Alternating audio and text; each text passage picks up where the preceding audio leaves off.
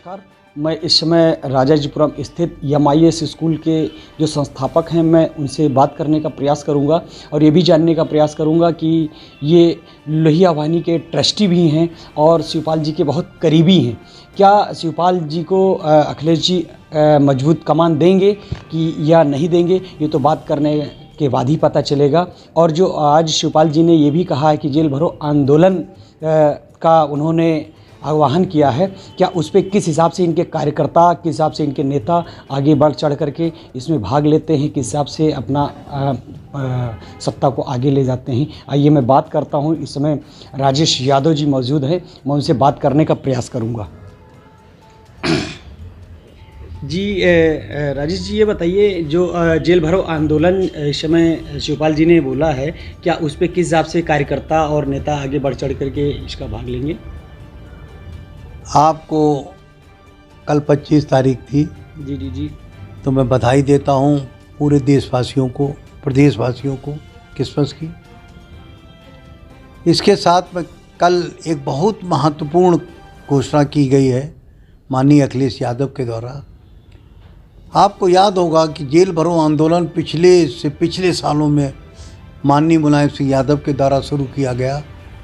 हम लोग भाग्यशाली हैं कि मुलायम सिंह यादव के भाई छोटे मुलायम माननीय शिवपाल सिंह यादव इस आंदोलन की अगुवाई कर रहे हैं।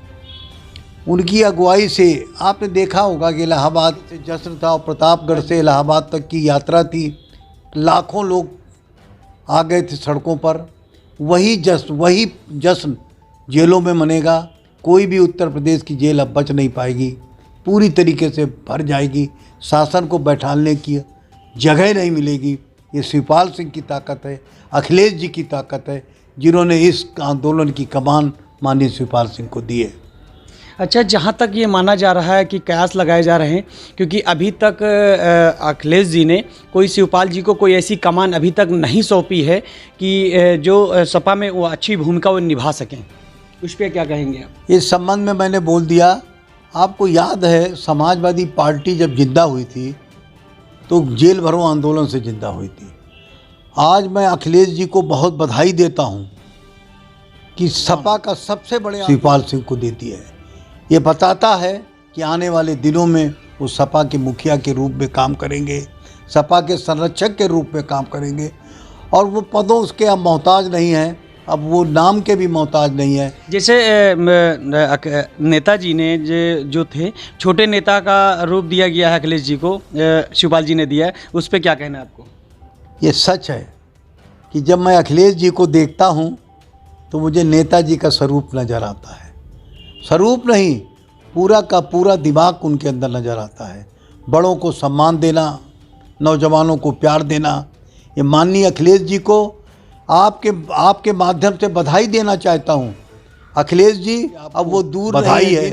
उत्तर प्रदेश के बाद अब आप प्रधानमंत्री की बागडोर संभालेंगे। इस समय कोरोना आ गया है, कोरोना की लहर बढ़ती जा रही है। जहां तक चीन में महामारी स्टार्ट हो चुकी है, भारत में भी दस्तक दे चुकी है। अब कोरोना पे अपने देशवासियों को, अपने कार्यकर्ताओं को, अपने नेताओं को आप क्या संदेश देना चाहते हैं? कोरोना एक महामारी नहीं है, ये महामारी से बढ़कर है। आपने देखा होगा पूरी दुनिया ठहर गई थी।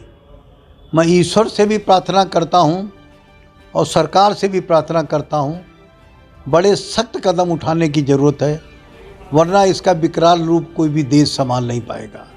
चीन जैसी शक्तिशाली कंट्री इस समय त्राही बोल रही है। 5000 लोग पर डे वहाँ पर ख़त्म हो रहे हैं।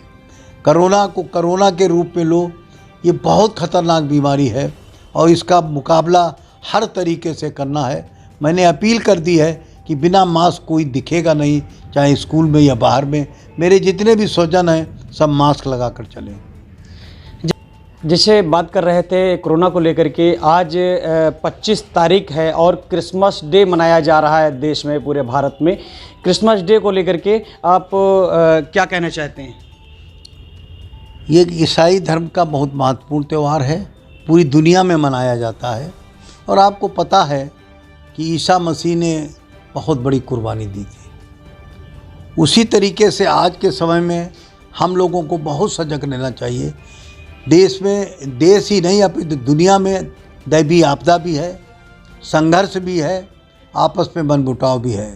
मैं तो देखता हूँ, हे ईश्वर, हे अल्लाह, हे भगवान, आपसे अपील करता हूँ कि ऐसी महामारी किसी देश में कभी ना आए।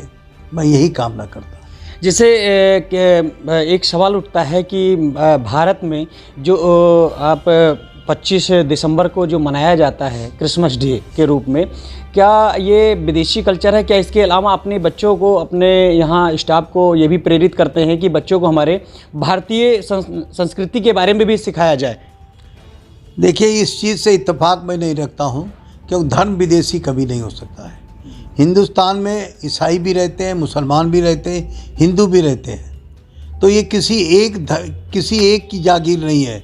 इस त्यौहार को मनाने के लिए हम हिंदुस्तानी हैं, हम तमाम धर्मों को एक साथ जोड़कर चलते हैं। हम ईसा मसीह को भी जब मानते हैं, हम होली को भी मानते हैं, हम दिवाली को भी मानते हैं, हम राम को भी मानते हैं, हम कृष्ण को मानते हैं, हम अल्लाह को भी मानते हैं। मैं इस मौके पर सबको बधाई देता हूँ कि हिंदुस्तान का हर त्यौहार अपने दिल से मनाए, दिमाग से मनाए, वो आपका ही त्यौहार है। जहाँ तक इस समय मैं राजेश यादव जी से बात कर रहा था, जो कि इनकी कल्पना थी कि मैं शिक्षा प्राप्त कराऊंगा और शिक्षा से भरपूर पूरे भारत को करूंगा। जहाँ तक ये अपना तन मन से ही लेकर के अपने बच्चों को जगह जगह स्कूल खोल करके लोगों के बीच जा कर के अपने क्षेत्र की जनता के बच्चों को शिक्षा प्राप्त कराते हैं। ये ऐसे शिक्षा प्राप्त कराने वाले नेता बहुत कम पाए जाते हैं। आप देख रहे थे राजा